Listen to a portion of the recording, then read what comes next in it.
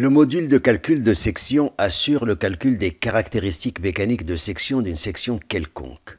Mais ce module assure aussi des calculs thermiques sur la section. L'objet de cette vidéo est d'expliquer la raison pour laquelle des calculs thermiques sont proposés dans ce module de calcul de section. Pour cela, il faut d'abord rappeler que dans CSB, les calculs de poutres peuvent être assurés pour des chargements mécaniques, mais aussi pour des conditions de température imposées. Et les effets dus aux conditions de température nécessitent le calcul préalable de la variation de température en tout point de la poutre. Dans CSB, ce calcul purement thermique a lieu dans le module de calcul de section. Pour l'expliquer, considérons un problème de poutre soumis à des conditions de température. Voici à titre d'exemple des conditions de température imposées à une poutre de section mixte acier-béton. Il s'agit ici de température imposée sur la surface latérale de la poutre. Dans CSB, il est possible d'imposer autour de la section n'importe quelle condition de conduction ou de convection. Cependant, ces conditions sont supposées invariantes selon l'axe de la poutre, ce qui couvre la grande majorité des applications. Pour parler des effets d'une variation de température sur la poutre, il est tout d'abord utile de rappeler les constantes thermiques des matériaux. Il y a deux types de constantes thermiques associées à un matériau. La constante de conduction notée lambda qui gouverne la propagation de la température dans le matériau et la constante de dilatation notée alpha dont dépend la dilatation qu'une variation de température génère. Par exemple, ce tableau donne les constantes de quelques matériaux homogènes isotropes. On notera que si l'acier et le béton ont des constantes de dilatation très proches, la conduction de l'acier est 50 fois plus importante que celle du béton. Il s'agissait ici de matériaux isotropes. Pour un matériau anisotrope, conduction et dilatation ne sont pas représentés par des constantes, mais par des tenseurs. Mais restons sur les matériaux isotropes et revenons au problème de la poutre soumise à des conditions de température. Dans le cadre classique de la thermoélasticité, c'est-à-dire pour de faibles variations de température, l'effet des conditions de température sur la poutre résulte de deux étapes successives. Dans un premier temps, les conditions de température imposées à la poutre génèrent par conduction une variation de température notée ici ΔT en tout point de la poutre. On notera que ce champ ne dépend que des constantes lambda de conduction des matériaux. Puis, dans un deuxième temps, le champ ΔT obtenu génère à son tour une dilatation de la matière qui, elle, dépend des constantes alpha de dilatation des matériaux. Cependant, dans la mesure où les conditions de température sont constantes selon l'axe de la poutre, la première étape de calcul du champ ΔT de température peut être réduite à un problème purement thermique posé sur la section et dont la résolution peut être menée par élément fini 2D. C'est pourquoi le module de section propose des calculs thermiques sur la section. Pour résumer, dans CSB, le calcul de l'effet des conditions de température sur une poutre nécessite deux étapes. La première se fait dans le module de calcul de section pour résoudre le problème purement thermique par élément fini 2D et obtenir le champ de variation de température ΔT. Ce champ ΔT est par la suite utilisé dans le module de calcul de poutre pour que les effets thermomécaniques sur la poutre soient enfin déterminés. En définitive, le module de calcul de section propose des calculs purement thermiques pour déterminer la solution en température pour des conditions de conduction et de convection quelconques imposées sur le bord extérieur de la section. On notera encore une fois que la solution en température ne dépend que des constantes de conduction lambda. Dans le module de section, deux tables sont proposées pour déclarer les conditions de conduction et de convection à imposer sur le bord de la section. Si les bords de la section sont notés par exemple 1, 2, 3, 4, La table de conduction ici indique des températures de 30 degrés et de 15 degrés imposées sur le bord 1 et 3.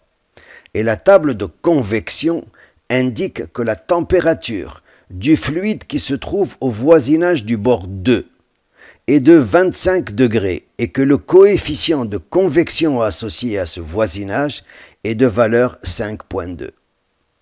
Le bord 4 ici reste libre. Voici maintenant pour illustration deux sections que nous allons traiter avec le module de section.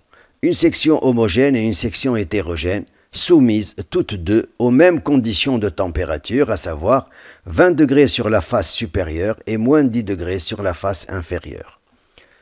La section hétérogène représente une section d'aluminium à rupture de pont thermique, où les deux sections d'aluminium sont séparées par des barrettes de polyamide.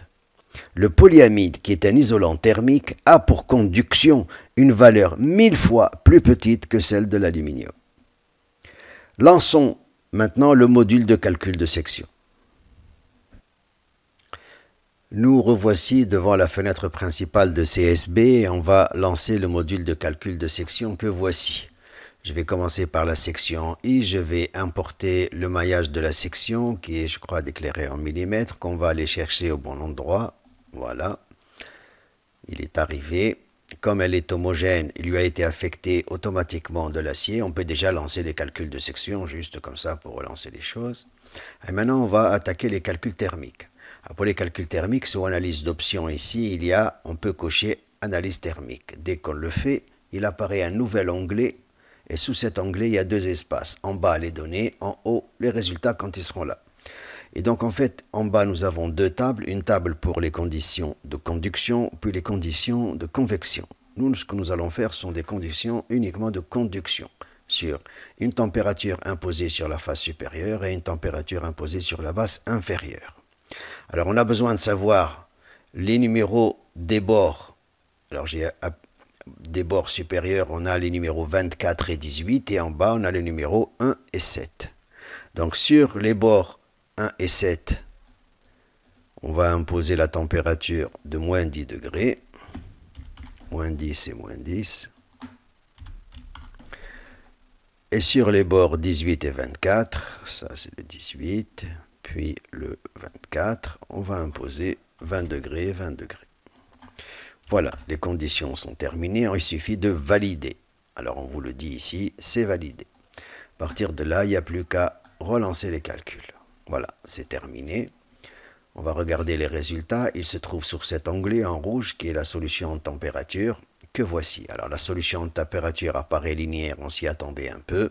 Elle varie de moins 10 degrés à 10 degrés. En fait, comme la solution est homogène, ce résultat est indépendant de la constante de conduction lambda. Voilà, cet exemple est terminé. Je vais fermer sans sauvegarder. Voilà.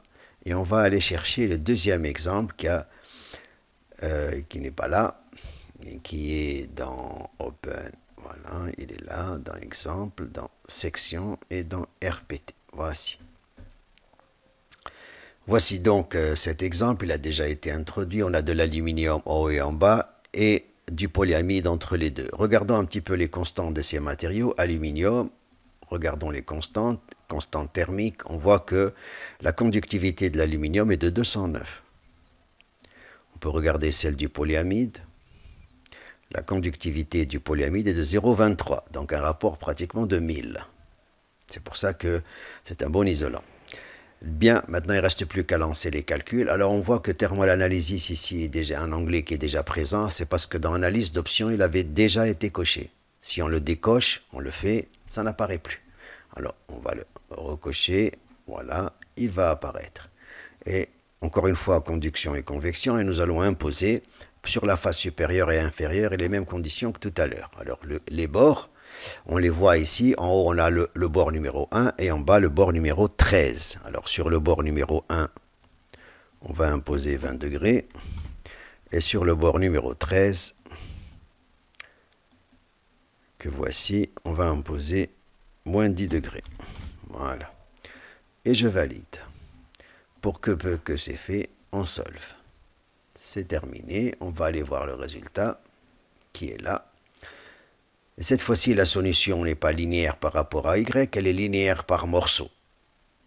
Elle est linéaire par morceau et elle fait apparaître un champ constant en bas, un champ constant en haut et une linéarité. En fait, tout le gradient de température est passé dans le polyamide. On le voit bien ici, puisque en bas, la température est pratiquement constante à moins 10 degrés et en haut, pratiquement constante à 20 degrés. En fait, le polyamide a vraiment joué son rôle d'isolant puisqu'il reprend tout le gradient thermique et la partie haute et la partie basse sont chacune restées à l'une à moins 10 degrés et l'autre à 20 degrés.